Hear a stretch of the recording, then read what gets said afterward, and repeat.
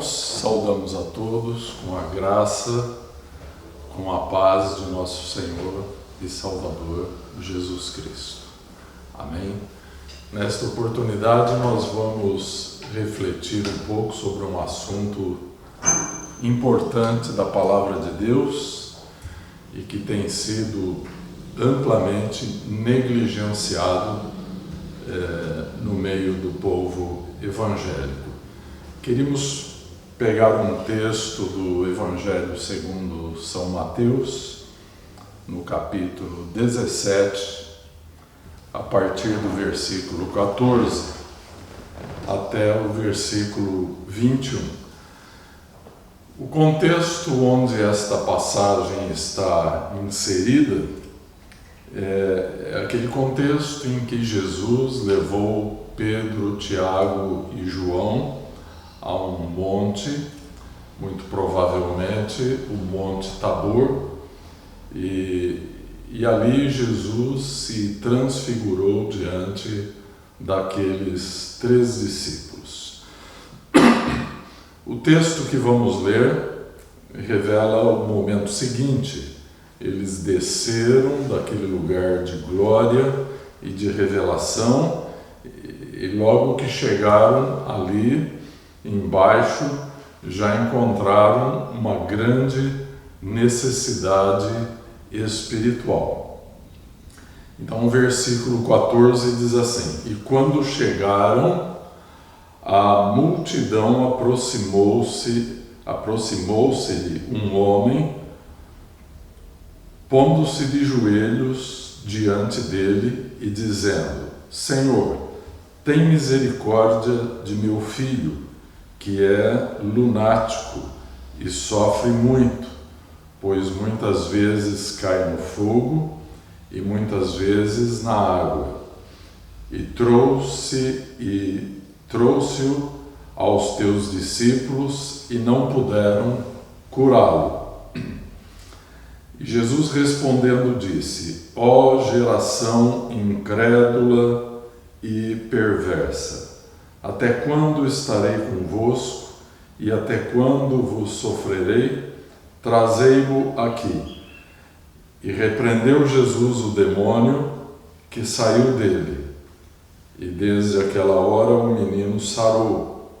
Então os discípulos, aproximando-se de Jesus em particular, disseram: Por que não podemos nós expulsá-lo? E Jesus lhes disse: Por causa da vossa pequena fé. Porque em verdade vos digo que se tiverdes fé como um grão de mostarda, direis a este monte: passa daqui para acolá, e há de passar. E nada vos será possível, mas esta casta de demônios não se expulsa, senão pela oração e pelo jejum. Amado Deus, nosso Pai, invocamos o Teu eterno nome, a direção, a liderança do Teu Espírito Santo para esta mensagem. Que chegue, Senhor, esta mensagem com o poder do Espírito Santo no coração de todos aqueles que estão nos ouvindo neste momento. Ajuda-nos, ó Pai, a sermos instrumentos de Tua vontade, de Tua sabedoria, para edificação do Teu povo, da Tua amada Igreja. Em nome do Senhor Jesus Cristo. Amém. Então nós estamos aqui diante de um texto em que Jesus se depara com uma grande necessidade. Os discípulos se deparam com uma grande limitação para minimizar o sofrimento daquela família. Havia ali um pai desesperado por causa da situação de seu filho, um filho lunático. Na verdade, aquela enfermidade terrível era motivada por um espírito maligno, e aquele pai levou o seu filho até os discípulos de Jesus e eles não foram capazes de curar aquele jovem. E Jesus então, ele se refere à geração dos seus discípulos como uma geração incrédula.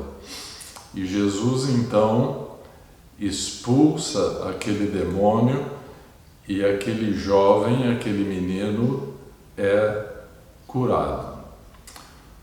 Ora, os discípulos então, depois, em particular, eles questionam a Jesus. Por que razão eles, discípulos de Jesus, foram incapazes de ministrar a necessidade daquele menino, daquela família?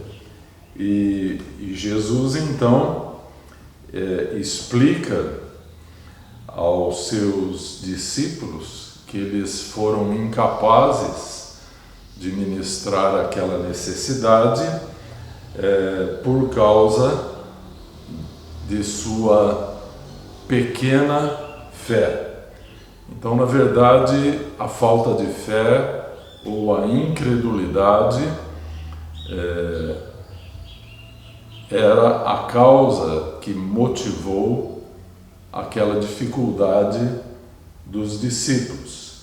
E Jesus então estabelece um ensinamento muito importante, que se tivermos fé como um grão de mostarda, diremos a este monte: passa daqui para acolá, e nada nos será impossível.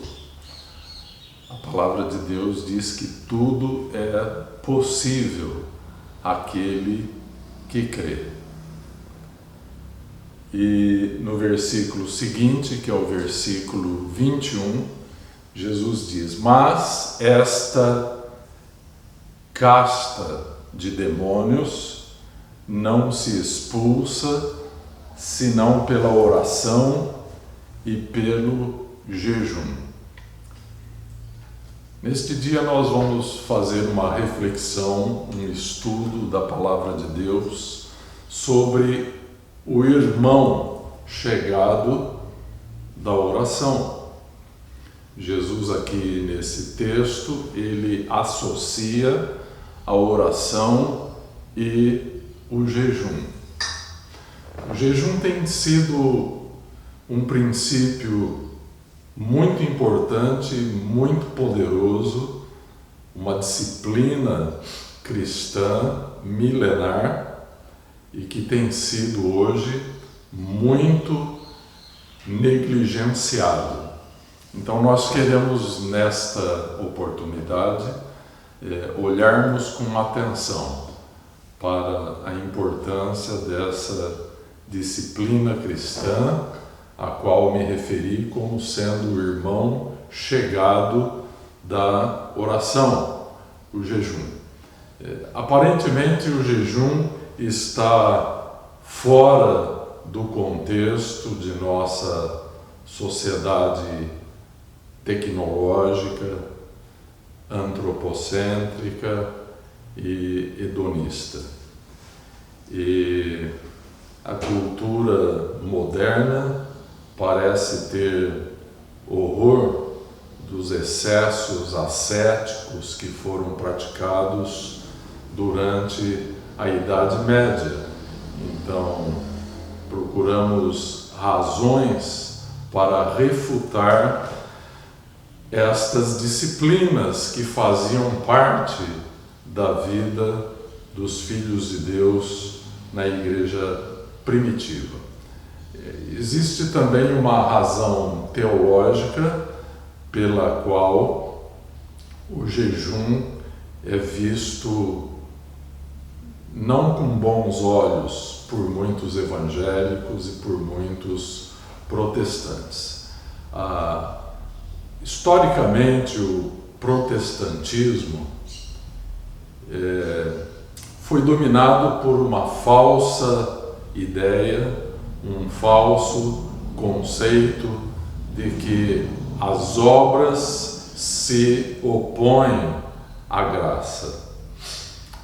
Martinho Lutero, por exemplo, não gostava da carta de Tiago, uma carta que trabalha muito essa ideia de que a fé sem as obras é morta. Então Tiago chamou a nossa atenção para a importância das obras. E Martinho Lutero, então, que estava trabalhando aquela ênfase da justificação somente pela fé, ele tinha uma posição muito contrária à carta de Tiago, dizendo que era uma carta de palha, devido à sua grande ênfase às obras, não é? Então, aparentemente, Martinho Lutero, tendo combatido as ideias correntes no cristianismo de sua época, da salvação pelas obras, ele vai então a um extremo, então aparentemente desvalorizando a importância das obras. E aqui nós lembramos o sábio Aristóteles, que dizia que a virtude é um meio termo entre dois vícios, um por falta e um outro por excesso. Então, na vida cristã normal e equilibrada, nós precisamos encontrar a harmonia entre fé e obras, né? Então, o jejum como obra, ele não faz oposição à graça. Queremos, nesta oportunidade, olharmos para o jejum como uma realidade da Bíblia. E ainda que não haja nenhum mandamento explícito para o povo de Deus jejuar, nós encontramos na Bíblia que o jejum fazia parte da espiritualidade do povo de Deus. Homens como Moisés, como Davi, como Elias e tantos outros personagens da Bíblia, como Daniel, como Esther, apóstolo Paulo e o próprio Jesus, jejuavam. Temos muitos exemplos da história do cristianismo, gigantes espirituais como Lutero, como João Calvino, John Knox, John Wesley, Jonathan Edwards, David Briner, Charles Finney. Todos estes homens jejuavam regularmente. É uma curiosidade notarmos que o jejum não é uma disciplina exclusivamente bíblica. Nós vamos encontrar pessoas como Platão, Sócrates, Aristóteles e o próprio pai da medicina, que foi Hipócrates, jejuavam também regularmente. Então, devemos pressupor que nós, então, deveríamos também jejuar. No livro de São Mateus, capítulo 6, no versículo 16, Jesus aqui está trazendo um ensino nessa parte tão importante do Novo Testamento. chamada Sermão da Montanha, e ele diz no versículo 16: E quando jejuardes, não vos mostreis contristados como os hipócritas, porque desfiguram o rosto para que aos homens pareça que jejuam. Em verdade vos digo que já receberam o seu galardão, a sua recompensa. Jesus está aqui chamando atenção a respeito da hipocrisia dos fariseus que jejuavam costumeiramente nos mesmos dias em que eles ficavam mais expostos à multidão, para que estes então observassem a sua piedade, a sua espiritualidade. E aqui Jesus então diz: e quando jejuardes. Então me parece óbvio que nós então, como o povo de Deus, jejuaríamos, porque Jesus não diz se jejuardes, mas ele diz quando jejuardes. Então isso nos parece que é um princípio que deveria se estender a todos aqueles que estão vivendo a vida cristã. E do ponto de vista bíblico, jejum representa abstenção de alimentos com uma finalidade espiritual. Nós vamos ver na história que existiram pessoas que fizeram greve de fome para chamar a atenção da população para uma causa importante, uma causa especial ou até mesmo uma causa política. No século XX ficaram famosos os jejuns prolongados de Mahatma Gandhi, que estava lutando pela libertação da Índia do poder imperial britânico. Recentemente, aqui no Brasil, um padre fez greve de fome, protestando contra a transposição do Rio São Francisco. Então, isso não é um jejum que tem um caráter bíblico, é uma greve de fome, com finalidades políticas, frequentemente. E jejum bíblico também é diferente da dieta, que é algo praticado com finalidades físicas ou terapêuticas. Hoje se fala muito nos benefícios do jejum intermitente. Então isso não se trata de um jejum com finalidades espirituais. Olhando para a Bíblia, nós vamos encontrar vários tipos de jejum. Por exemplo, o jejum parcial. O jejum de Daniel, por exemplo. Daniel jejuou por 21 dias e não foi um jejum completo, não foi um jejum absoluto, supostamente porque ele estava envolvido com muitas responsabilidades relacionadas ao governo da Babilônia. Mas então ele jejuou e foi um jejum parcial. A Bíblia mostra também jejuns que foram absolutos, como o jejum da rainha Esther, como o jejum do apóstolo Paulo,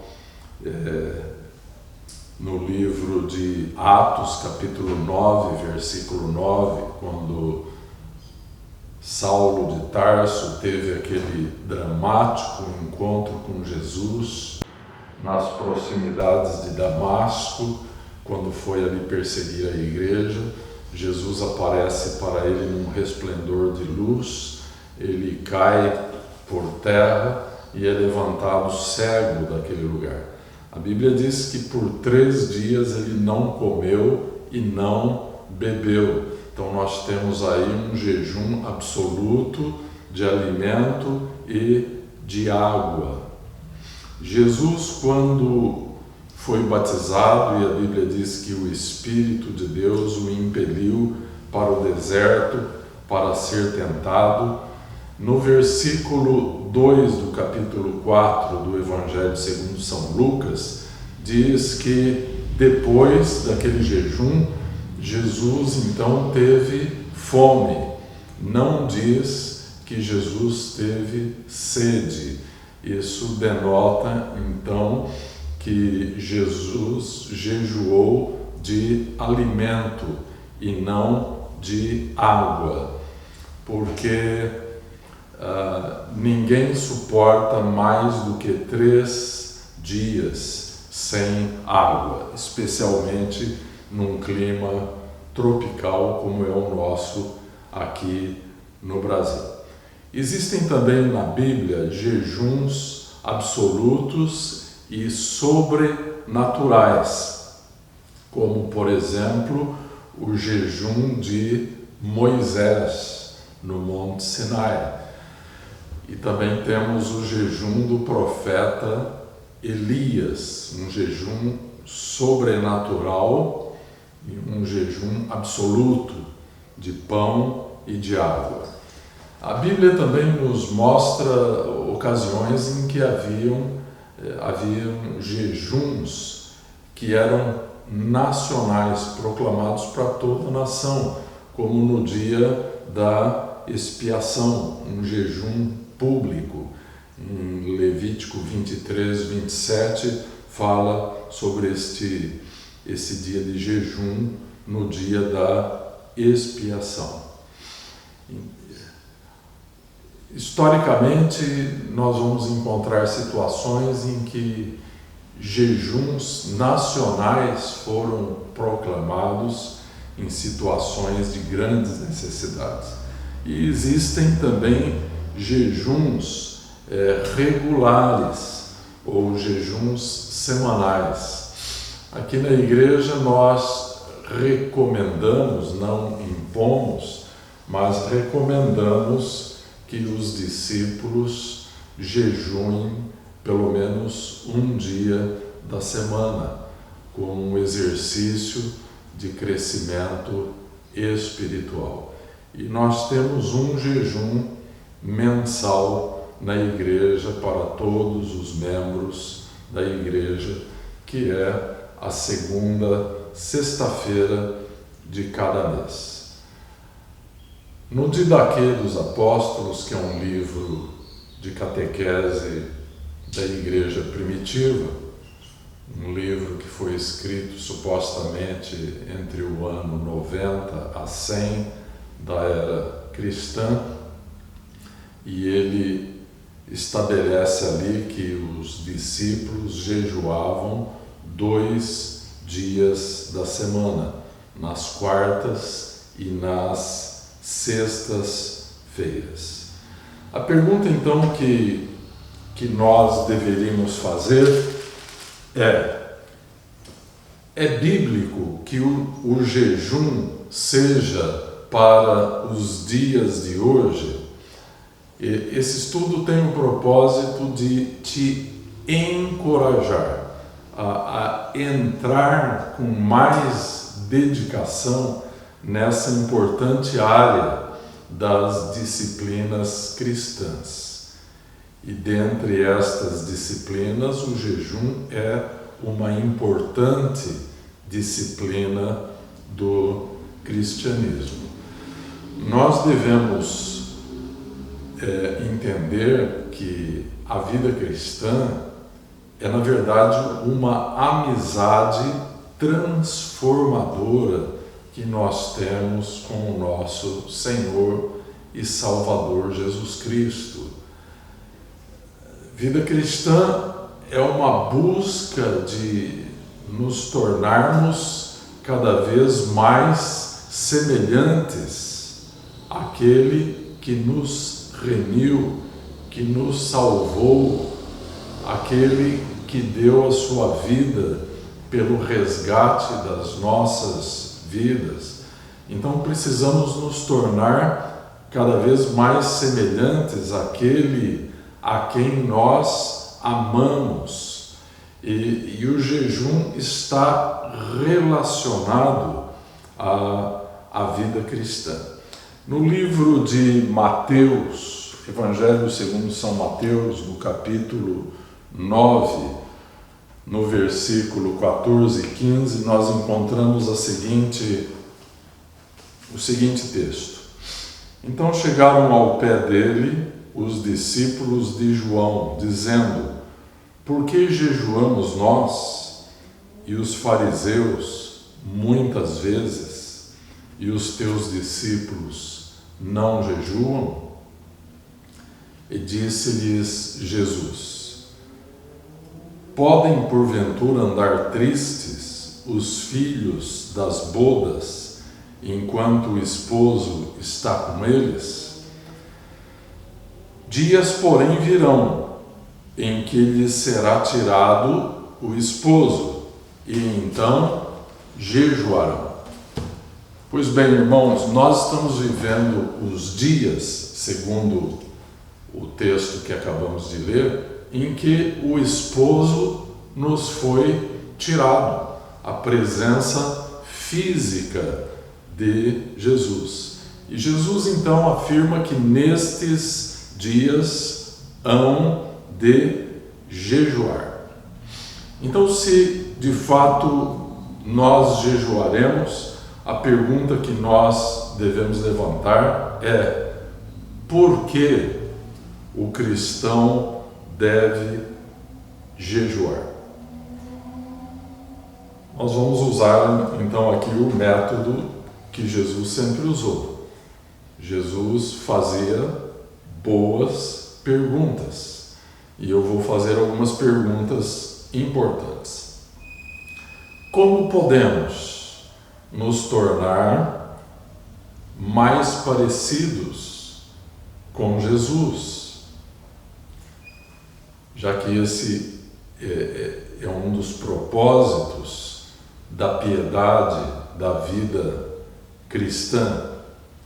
Uma outra pergunta: que diferença a fé está fazendo em nossas vidas?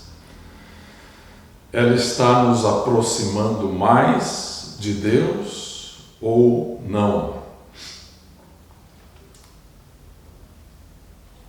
O que nos impede de permanecermos numa posição de mais intimidade com Deus?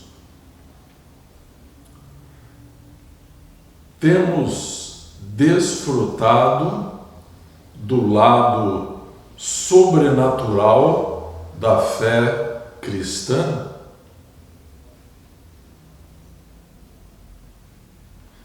Temos levado a sério a necessidade de sermos transformados por Jesus Cristo? Então, estas são algumas perguntas que nós precisamos fazer ao abordarmos o assunto de jejuarmos ou não jejuarmos.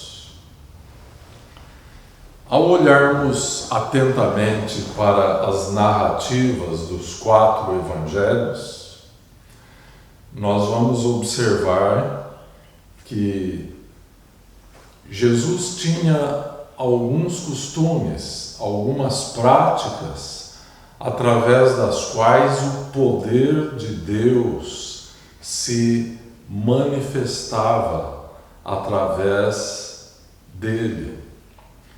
E então, observando a vida terrena do próprio Jesus, nós vamos chegar ao conceito dos meios através dos quais a graça de Deus nos toca. Então é conhecido o tema dos meios da graça.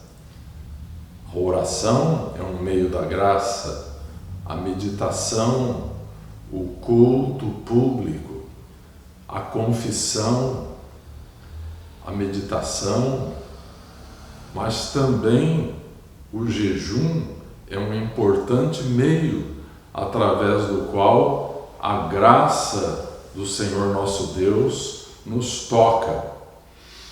E então, muitas vezes esses meios da graça divina são disciplinas espirituais. Há um grande erro no cristianismo contemporâneo, que é o erro de separar as disciplinas espirituais do cristianismo da vida cristã.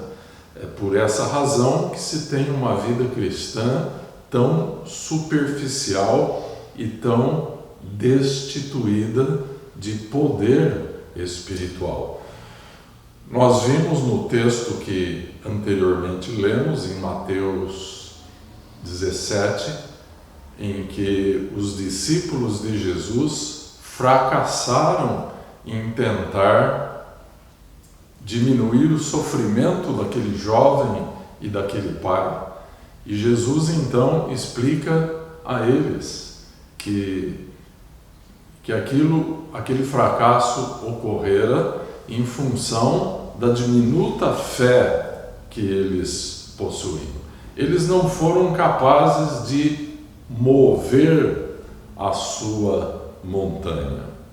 E frequentemente nós não somos capazes de movermos as montanhas em nossa vida, pelo mesmo motivo que os discípulos não conseguiram mover a deles. A razão para isso é a nossa incredulidade. Então parece haver um jugo, uma canga de incredulidade até mesmo na vida daqueles que professam a fé em Jesus Cristo. E esta canga, este jugo, precisa ser quebrado. E a pergunta que nós fazemos é de que maneira podemos quebrar este jugo? Então, em Mateus capítulo 17, Jesus explica em particular aos seus discípulos que aquele problema com o qual eles haviam se deparado não podia ser solucionado sem oração e jejum. Então aqui nós temos o irmão chegado da oração, o jejum. Então algo precisa ser feito em nossa vida espiritual, em nossa prática do Evangelho. Então é importante que nós vivamos da graça, mas precisamos entender o que Tiago nos diz, que a fé sem obras é uma fé morta.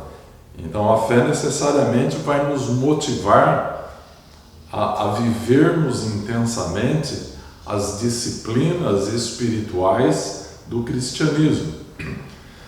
Eu vou lembrar aqui uma frase de Henri Thoret, que foi um pensador americano, e ele diz assim os homens ficam deitados, conversando sobre a queda do homem, sem jamais fazer um esforço para se levantar. Então, a disciplina do jejum entraria nesse contexto aqui dessa frase de Henri Thoret como um esforço para nos levantarmos na autoridade de Jesus Cristo e proclamarmos vitória sobre as montanhas que encontramos em nossa vida. Então precisamos resgatar os conteúdos dessas disciplinas espirituais que foram se perdendo no cristianismo ocidental. Precisamos viver aquele significado prático do Evangelho segundo São João, no capítulo 15, em que diz, versículo 4, estai em mim e eu em vós. Esses textos de João 15 tratam do ensino de nossa permanência em Jesus Cristo, o exercício prático da piedade.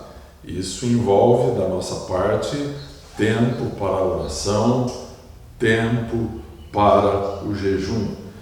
Jesus diz então em João 15, versículo 5, quem está em mim e eu nele, este dá muito fruto. Jesus diz, eu sou a videira, vocês são os ramos, vocês são as varas. Versículo 7, se vós estiverdes em mim e as minhas palavras estiverem em vós, pedireis tudo o que quiserdes e vos será feito.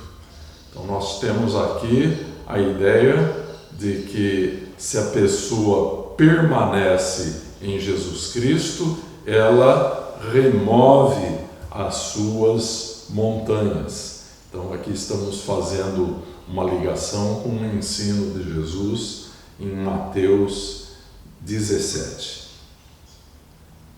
Há um grande desafio para a igreja dos dias de hoje, que é o desafio de conservar-se como igreja.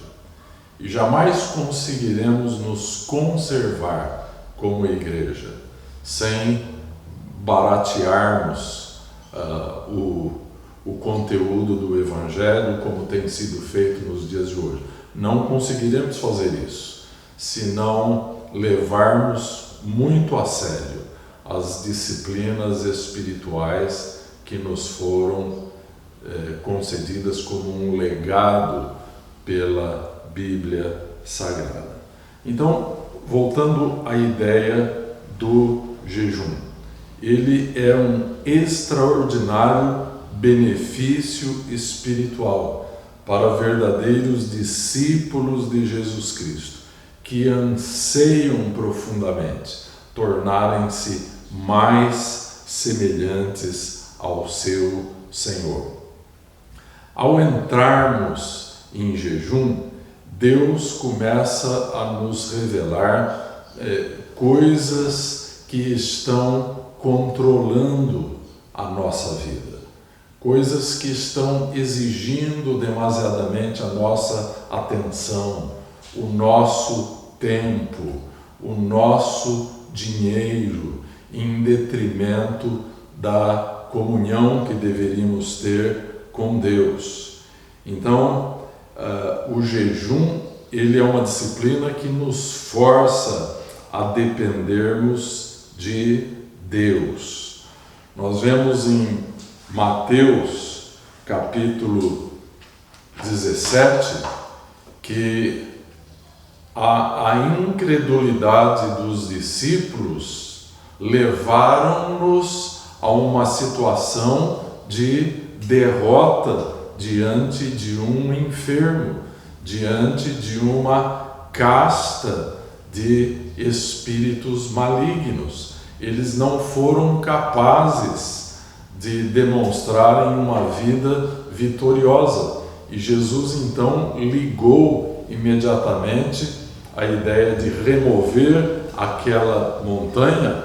Jesus ligou ao conceito de oração e jejum. Então nós queremos caminhar para o final dessa reflexão, mostrando para vocês, na verdade, como é que o jejum opera em nossa vida.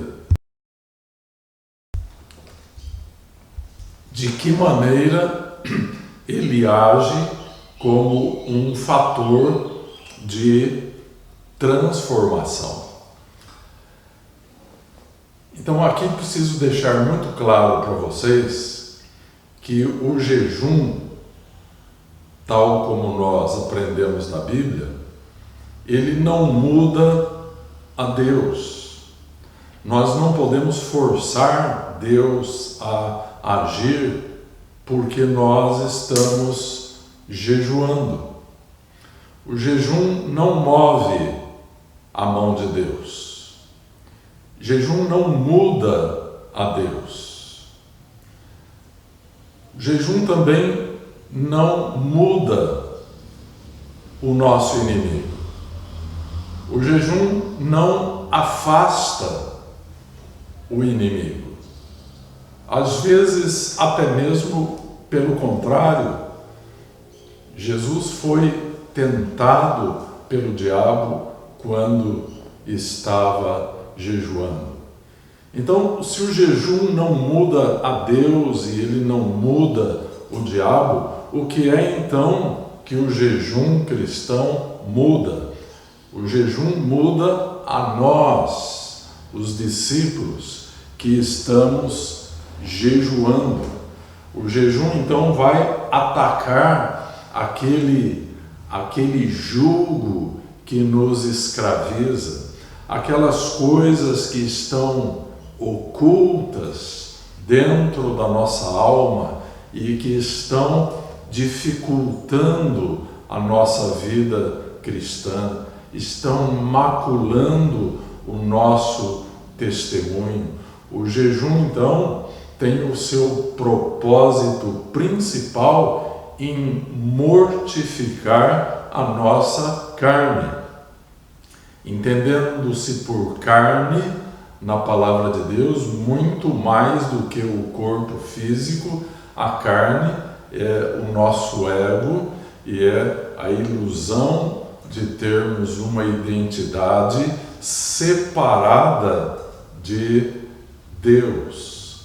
Então é este ego caído que precisa ser mortificado, porque ele é um limite importante para o nosso crescimento espiritual. Então, o jejum vai atacar todos aqueles fatores que contribuem para que nós sejamos incrédulos, como o texto que lemos em Mateus 17 bem revelou, a incredulidade dos discípulos. Então eram homens que estavam vivendo e caminhando e aprendendo com Jesus.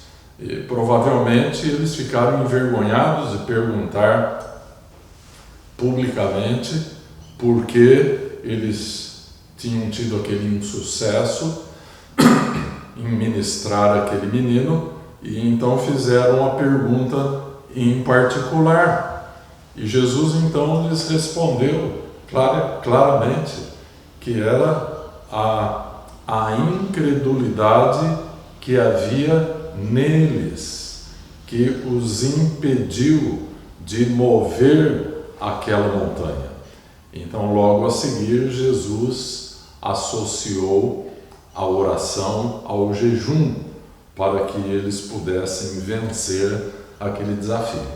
Então, queremos saber como então o jejum opera para trazer esse benefício de quebrar este fardo de incredulidade, este fardo de desamor, de indiferença que às vezes nós encontramos em nossa vida com relação ao sofrimento, com relação ao mundo perdido, às almas que estão caminhando diretamente para o inferno. E tantas vezes nós perguntamos a Deus por que encontramos em nosso coração esta indiferença. Bem, este é o jugo que o jejum vai quebrar. Eu quero citar um versículo no livro de Romanos, capítulo 8, versículo 10, onde diz assim: e se Cristo está em vós, o corpo, na verdade, está morto por causa do pecado, mas o Espírito vive por causa da justiça. Então, didaticamente, vamos ver duas coisas importantes que Paulo está nos mostrando em Romanos 8, 10. Nós temos um corpo que nos foi dado pelo primeiro Adão. Eu dizia a vocês que quando a Bíblia se refere à carne, está se referindo muito além do corpo físico, está se referindo ao nosso eu não redimido, ao nosso eu caído. Exatamente aquilo que Paulo diz em Romanos capítulo 6, o corpo do pecado que tem que ser sepultado nas águas do batismo. Há um princípio da vida cristã de que nada que não tenha morrido vai ressuscitar. Então, primeiro morre e depois ressuscita. Esta é a ordem espiritual dos acontecimentos. Então, nós temos um corpo que nos foi dado pelo primeiro Adão. E Paulo diz aqui: e se Cristo está em vós, o corpo, na verdade, está morto por causa do pecado.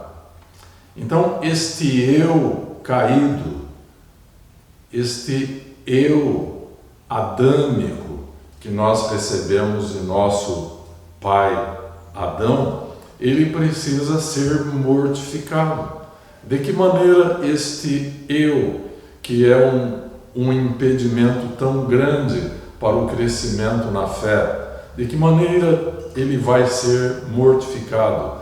Aqui nós temos um instrumento divinamente ordenado para isso, que é o jejum bíblico.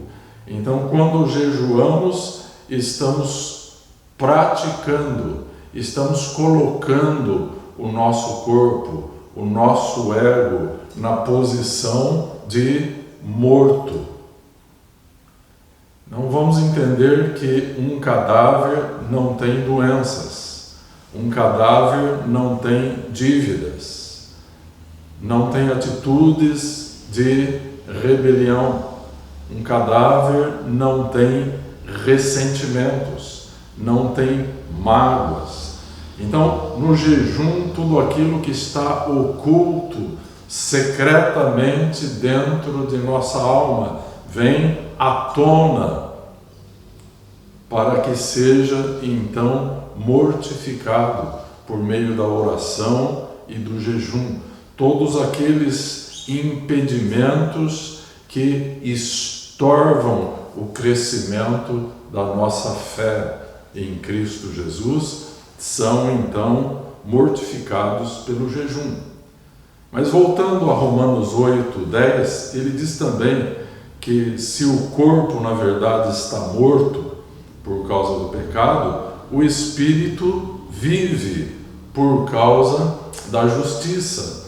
Então, glória a Deus, nós recebemos um novo coração, um espírito renascido, um espírito recriado quando fomos regenerados, quando cremos em Jesus e nos arrependemos dos nossos pecados e recebemos o perdão destes pecados, a reconciliação com Deus e a paz com Deus. Então o Espírito vive por causa da justiça.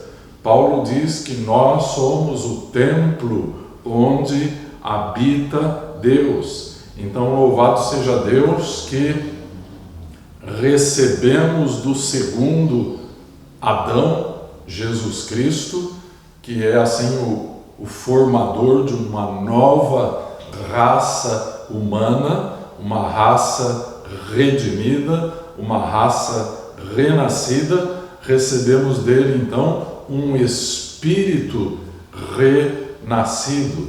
Mas para que este espírito renascido seja liberado, para que ele possa frutificar em obras e em testemunho cristão, para que a sua luz possa resplandecer, o corpo do pecado precisa ser mortificado. Então, quando nós estamos jejuando, estamos colocando o nosso corpo, a nossa carne, o nosso ego na posição de mortos.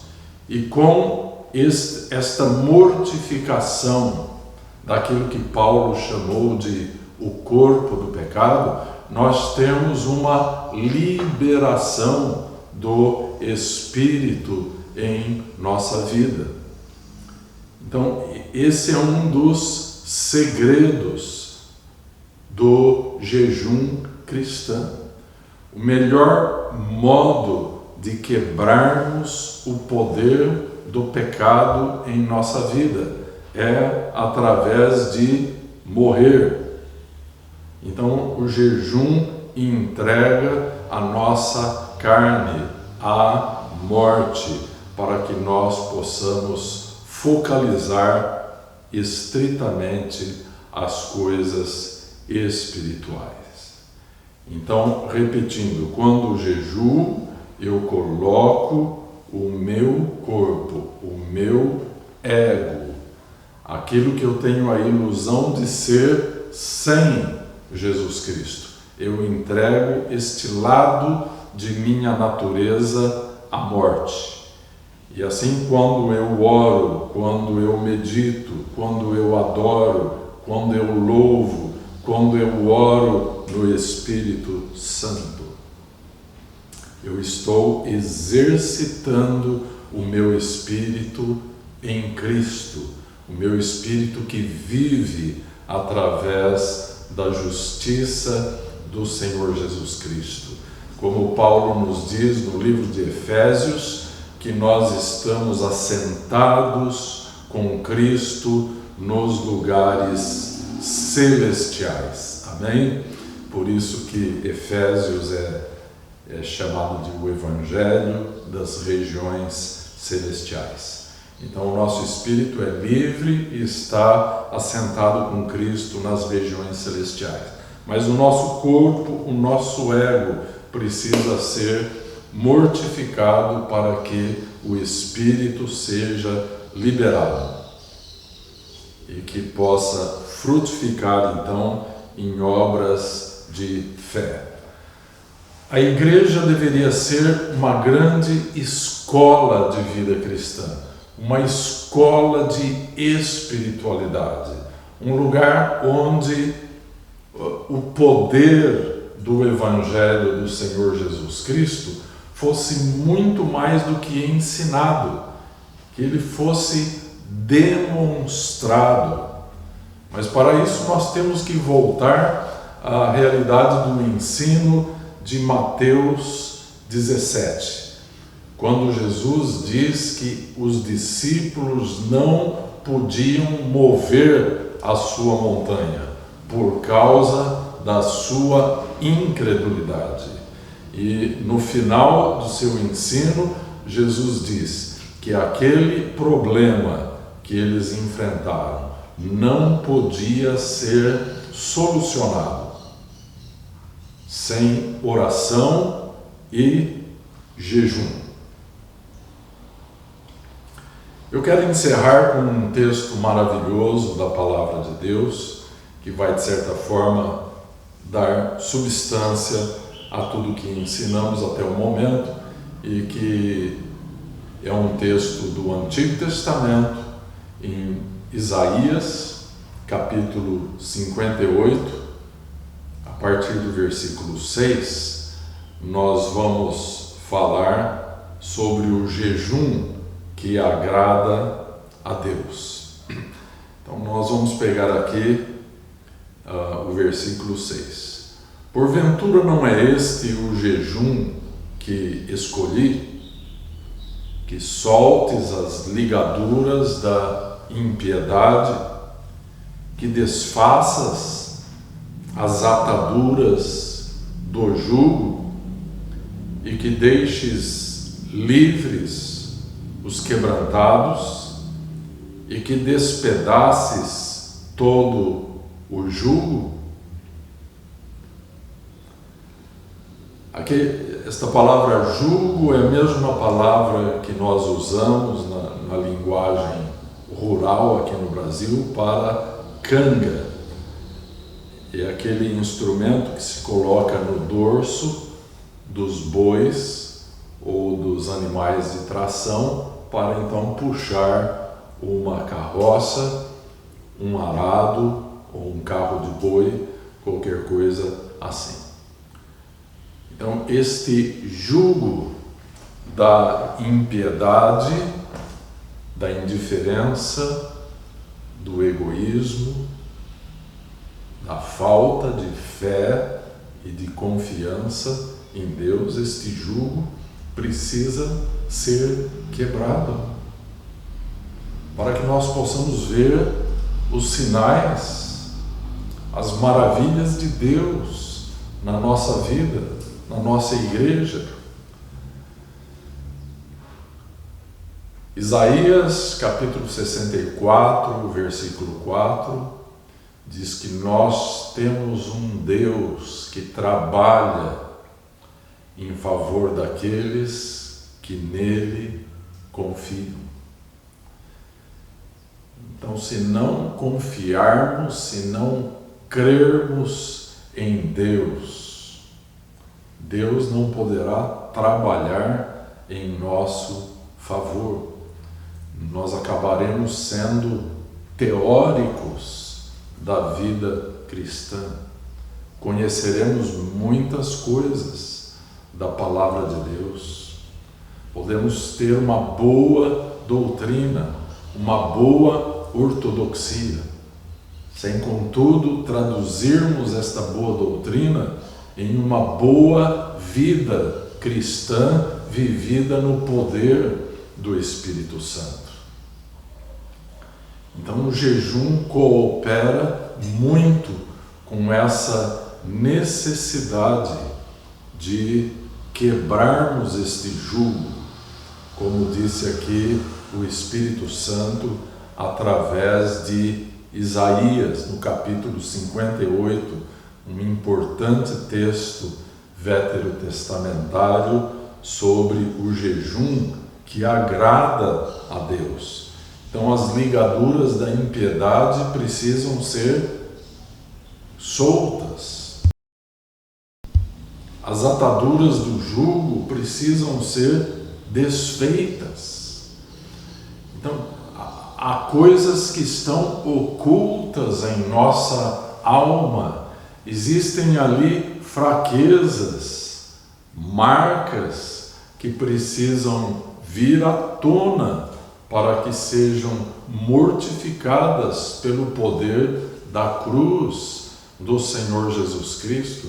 Nós precisamos ser livres destas limitações que limitam a nossa fé, que limitam a nossa vida cristã. Então, se quisermos ter uma entrada mais eficaz na vida cristã, na vida transformada diante de Deus, então nós precisaremos associar à nossa oração os nossos jejuns.